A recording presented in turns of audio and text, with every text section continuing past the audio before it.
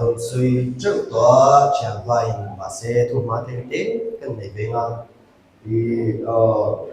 Salem Corps YP te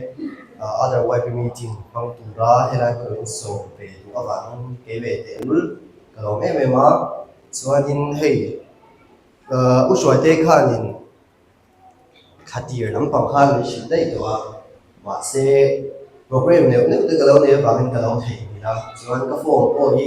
Sunday biết hiện cần khoa hiện tại là tất nhiên số sẽ em sẽ buồn lòng để số đi bằng hiện Sunday biết hiện có hộp bích chỉ là cái form của số là mã biết cái đó cho nên cái form như ra là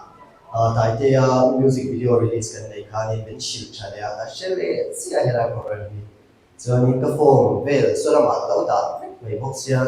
cái nghe này có cái tiền mà sẽ cái này hay cái form vì hay là mã cái form vì cũng tổ tắc mấy hi lâu mày tu cái cái nó chụp nó cái S về để cái page về để bỏ sơ mà ông vẽ sẽ có xoay thay lại ES mà lâu mày nghe cái tiền đến lâu mình đi đây hay tiếng về đều nói để cho mình nhà tôi luôn giải chắp vắt là cái gì cũng đến lâu sẽ tiếng rồi làm nó chỉ nghe sao mà cái mình này giàu chứ feel không thấy tuổi gì cần sử dụng đó nó anh dùng ngay đủ in lao đủ rồi không đặt ta cái nào